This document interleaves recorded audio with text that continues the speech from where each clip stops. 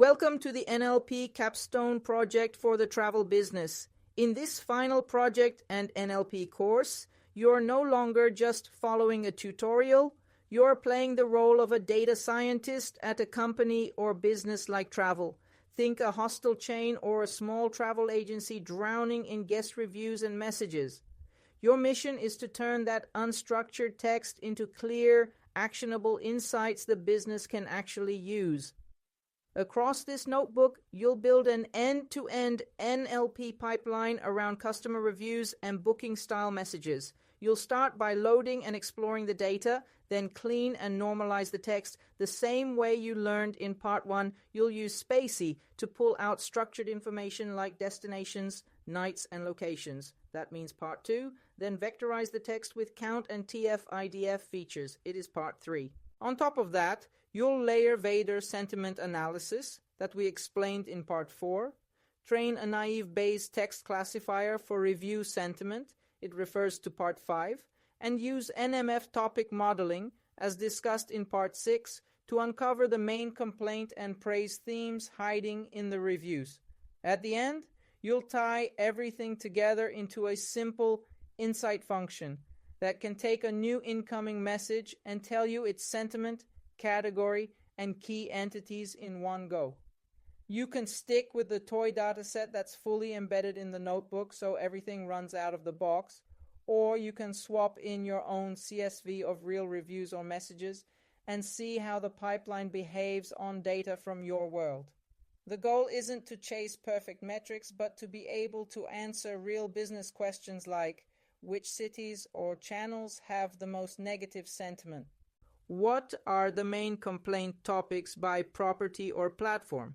When a new guest message arrives, what is it about? How does the guest feel? And which entities, city, hostel, and dates does it mention?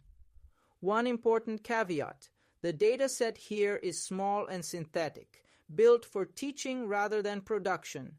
That means scores like accuracy, precision, recall, and F1 might bounce around and won't reflect state-of-the-art performance.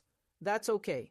What matters in this capstone is that you understand the workflow, how cleaning feeds into vectorization, how sentiment and classification complement each other, how topic modeling adds context, and how all these pieces combine into a coherent, repeatable NLP system for a travel business. With more real data, you can retrain and tune this exact pipeline into something your stakeholders can trust in production. We'll kick off the project by getting your environment and sample data ready. The first cell is designed to be Colab friendly. If you're running in Google Colab, you can leave the %pip and Python-m spaCy download lines enabled to install everything you need. Pandas and NumPy for data handling, scikit-learn for vectorization, modeling, and metrics, NLTK and spaCy for classical NLP tools, and VADER for sentiment analysis. On a local machine where these are already installed, you can comment those lines out to avoid reinstalling. We also download a few NLTK resources: tokenizers, stopwords, WordNet, POS tagger, so lemmatization and POS-based cleaning later in the notebook work without errors. Next, we import the main libraries for the whole pipeline. Pandas and NumPy will hold and manipulate the review data. Matplotlib is there for quick plots. From NLTK, we get stopwords and the WordNet lemmatizer to normalize words. From spaCy, we load the small English model, which gives us tokenization, POS tags, and entities, plus tools like Matcher and Entity Ruler to add custom patterns for travel-specific phrases. VADER's Sentiment Intensity Analyzer will score short, informal text like guest reviews and DMs.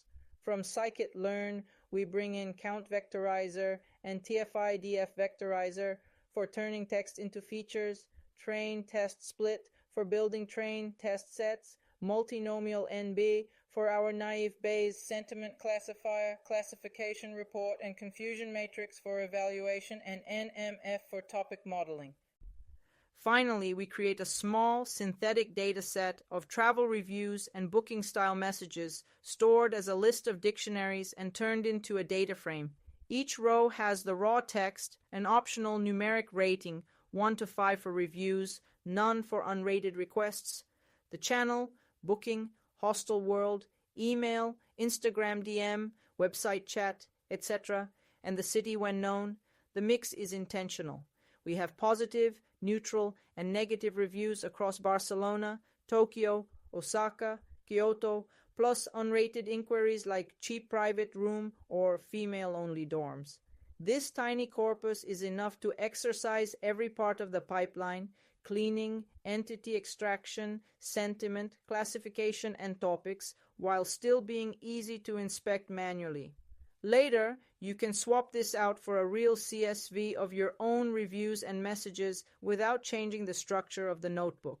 Before we build any models, we need a quick feel for the data we're working with. This cell runs a mini EDA, exploratory data analysis, on our synthetic travel dataset. df.info shows us the overall shape: 31 rows with 4 columns: text, rating, channel, city, plus how many non-null values each column has. You'll notice that rating and city have a few missing entries. Those are our unrated booking or chat requests, which we'll treat differently from labeled reviews. We then print a handful of sample rows to see real examples of the text, their numeric rating, and which channel they came from. This is where you start to recognize the mix of glowing praise, complaints, and neutral comments across Barcelona, Tokyo, Osaka, and Kyoto. Next, we look at the ratings distribution with value counts, but only for rows that actually have a rating. This tells you how many 1-star, 2-star, 3-star, 4-star, and 5-star reviews you're dealing with, which later helps you define things like positive or negative thresholds and check for class imbalance in your classifier. Finally, we print the unique channels: booking, hostel world, Google reviews, Instagram DM, email, website chat, so you can see where feedback is coming from. Together, these few lines give you a quick X-ray of the dataset: how big it is, how labels are distributed, and what kinds of text you'll be processing before we start cleaning, vectorizing, and modeling. Now we turn our raw guest reviews into a clean, machine-friendly version while still keeping the original text around. The idea is to mirror what you learned in NLP Part 1. Raw text stays untouched for tools like VADER that care about emojis and punctuation, and a new column clean text holds a normalized version that's ideal for classical ML models, vectorizers, and topic modeling. We start by lowercasing everything so Wi-Fi and Wi-Fi are treated the same, then strip out URLs and HTML fragments that don't add semantic value. Next, we remove anything that isn't a letter or white space, which gets rid of stray symbols and numbers so we can focus on words. After that, we tokenize the text into individual words with NLTK, filter out stop words, common little words like the and very short tokens, and then run POS tagging so our lemmatizer knows whether a token is being used as a noun, verb, adjective, or adverb. With that POS information, the WordNet lemmatizer can map words to their base forms more accurately: rooms to room, cleaning to clean, better to good where appropriate, so different inflections of the same word don't get split across features. The result is a clean text column where each review is reduced to a compact bag of meaningful tokens, like Amaze Location Barcelona Super Clean Room Friendly Staff, which you can see side by side with the raw text. This gives us the best of both worlds: expressive original reviews for rule-based tools and human reading, and normalized text for robust, data-hungry models. Next, we start turning messy guest sentences into structured fields using spaCy, just like in Part 2. The helper inspect doc takes a raw text string, runs it through the NLP pipeline, and prints 3 things: the original text, the list of detected entities, with labels like GPE for cities, time or date for times, money, etc., and the noun chunks, short phrase level groups like super clean rooms or friendly staff. Running this over the first few rows lets you see what spaCy picks up out of the box: city names such as Barcelona or Tokyo, time expressions like night, and meaningful noun phrases such as nice common area or rude receptionist. This is your starting point for extracting structured information like city, room type, and nights from free text. In the next steps, you'll extend this with a custom destination label and pattern matches so that a message like cheap private room in Osaka for 3 nights becomes clean fields the business can actually query. City equals Osaka, room type equals private room, nights equals 3. Now we upgrade spaCy from just recognize entities to extract the fields a travel business actually cares about. First, we add an entity ruler to the pipeline before the built-in NER and feed it patterns for popular destinations like Barcelona, Tokyo, Osaka, Kyoto, Shibuya, and La Rambla.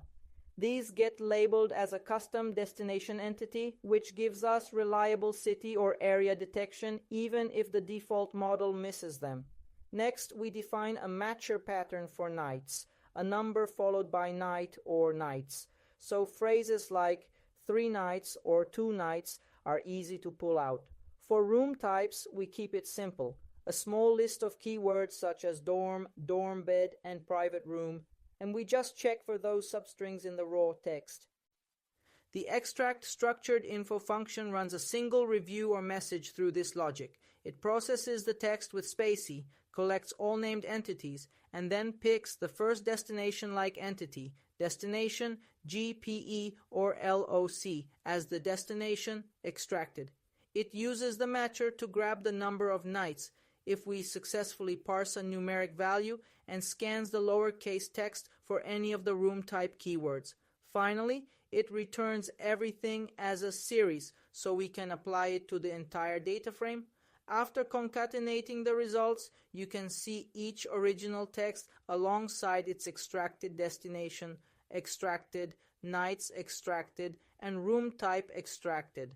This is where raw sentences like cheap private room in Osaka for 3 nights turn into clean, queryable fields, exactly the kind of structure you need for dashboards, routing rules, or automated replies. Now that we have a clean text column, we can turn those words into numbers that models understand. This cell recaps the vectorization ideas from Part 3 first.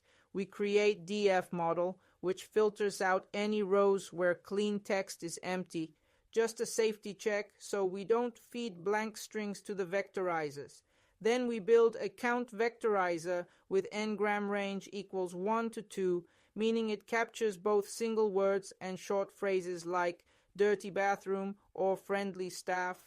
Fit transform builds a vocabulary from all the tokens it sees and produces X counts, a sparse document term matrix where each entry is the count of that term in that document. We print its shape, documents times features, and a small sample of the vocabulary so you can see the kinds of tokens it's using.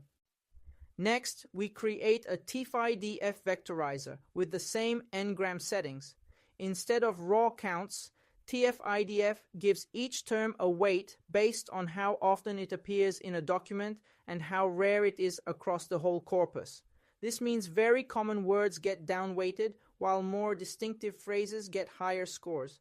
After fit transform, we get exploit TF-IDF, another sparse matrix that we'll use as our main representation for downstream tasks like naive Bayes classification and NMF topic modeling. The printed shapes confirm that both matrices cover the same set of documents with the same number of features. Only the values inside differ, counts versus TF-IDF weights. Now we layer in sentiment analysis, so the business can quickly see how guests feel in each city and channel.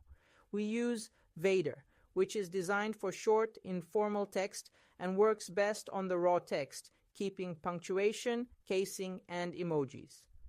The helper VADER compound runs each review or message through Sentiment Intensity Analyzer and extracts the compound score, a single number between -1 and +1 that summarizes overall sentiment. We then map that score into 3 buckets with label from compound. Anything above 0.5 is positive, anything below negative, 0.5 is negative, and everything in between is neutral. By adding 2 new columns, compound and VADER sentiment, we can compare algorithmic sentiment to the original numeric ratings where they exist and still score unrated messages like booking requests and DMs in the below table. You can see how happy reviews land with high positive scores, harsh complaints go strongly negative, and mixed or short comments often end up neutral. This gives you an immediate, scalable way to summarize mood without training a model first, and in later steps, we'll aggregate these labels by city and channel to build simple sentiment KPIs for the travel business. Now that every review and message has a VADER label, we can step back and see the overall mood in the dataset. First, we count how many texts are tagged as positive, neutral, or negative, and plot those counts as a simple bar chart. This gives you an instant, high-level sentiment dashboard. In the sample data, we see more neutral and positive comments than negative ones, which matches the fact that many guests had decent or great stays, with a smaller but important slice of complaints. In a real business, this kind of chart is exactly what you'd show in a weekly report. This week, 40% positive, 45% neutral, 15% negative. Next, we check how well VADER's labels line up with the numeric ratings. We filter to rows that actually have a rating, group by VADER sentiment, and compute the mean rating per label. As expected, negative texts hover near 1 to 2 stars, neutrals sit around the middle, and positives cluster around 4 to 5 stars. The box plot makes this even clearer.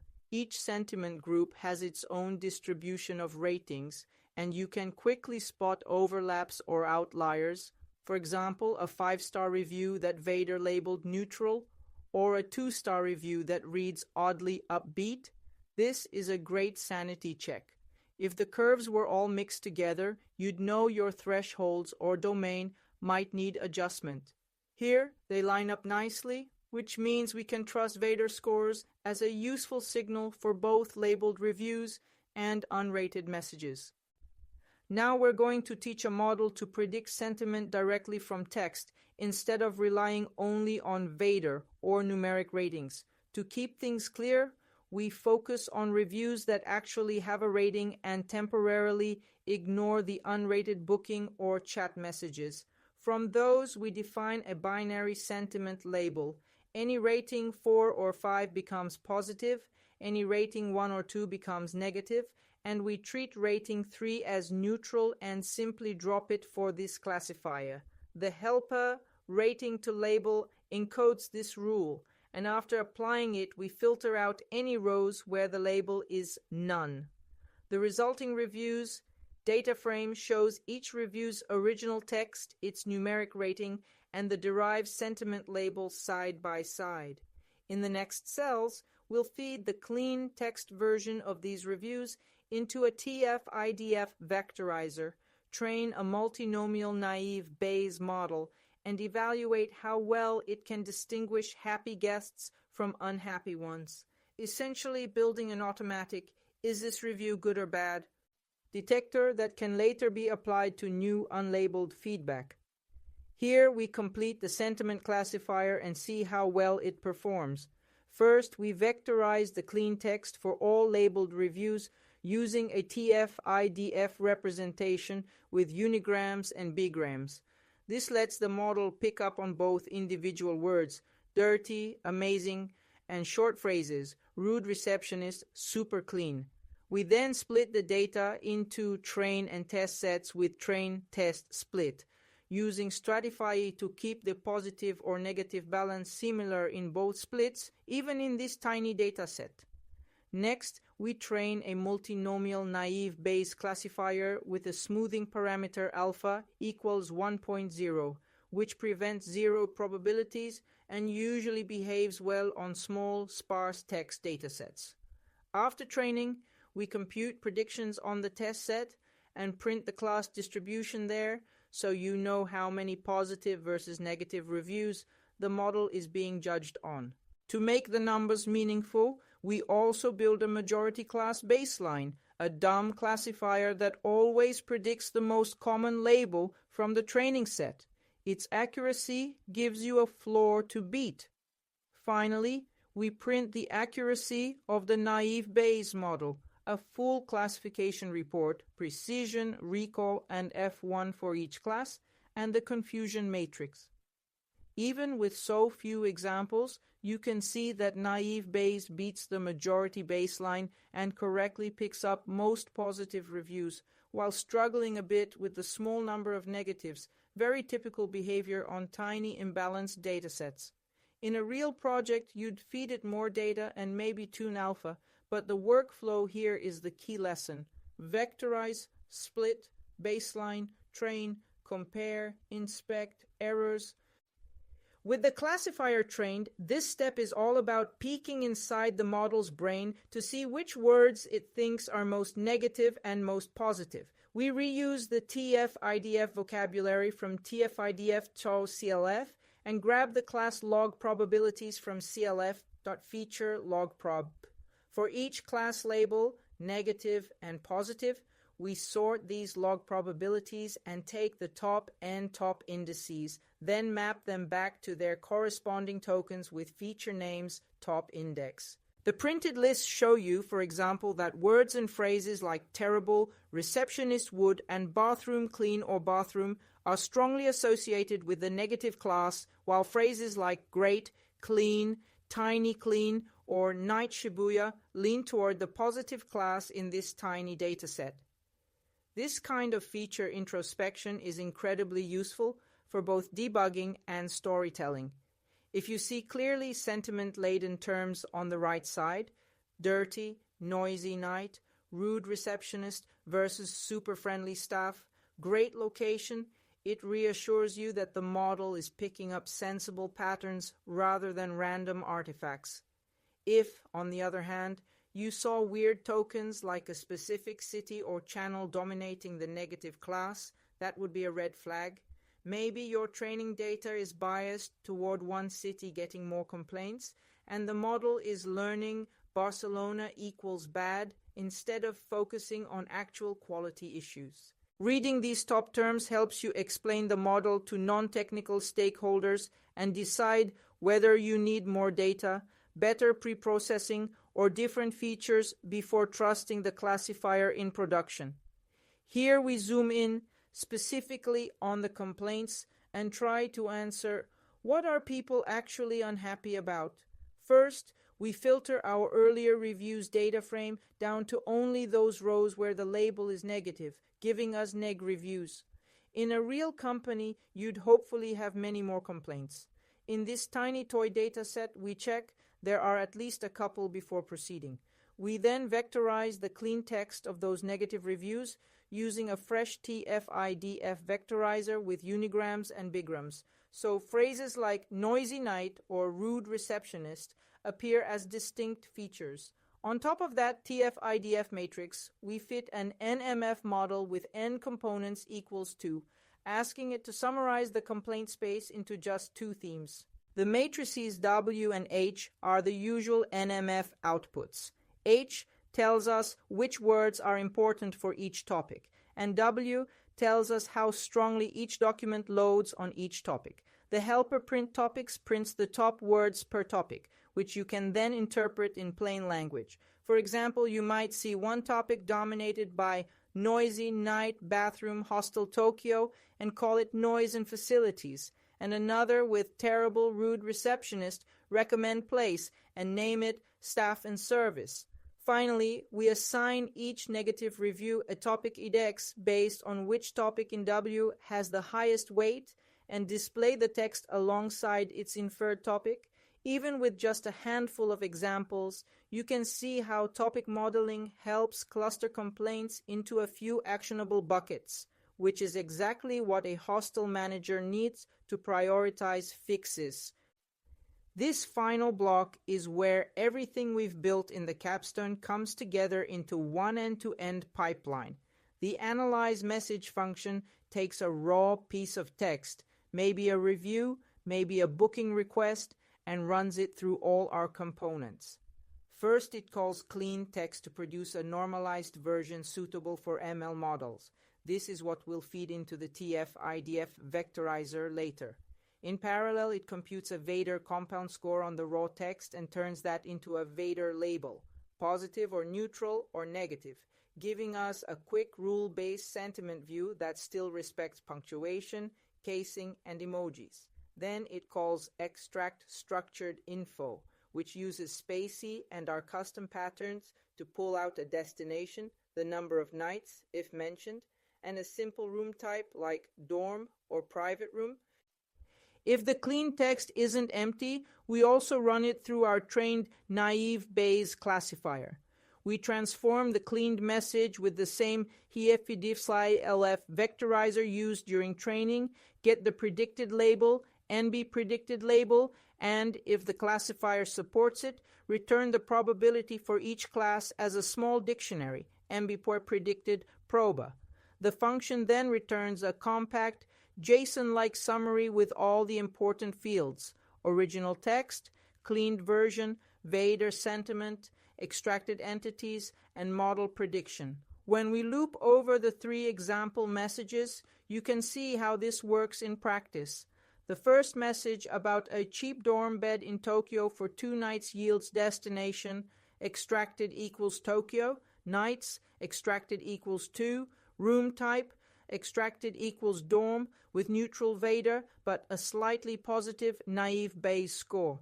The second message about dirty and rude staff gets a strongly negative VADER score but still borderline classifier probabilities. And the third, very enthusiastic review comes back clearly positive on both fronts.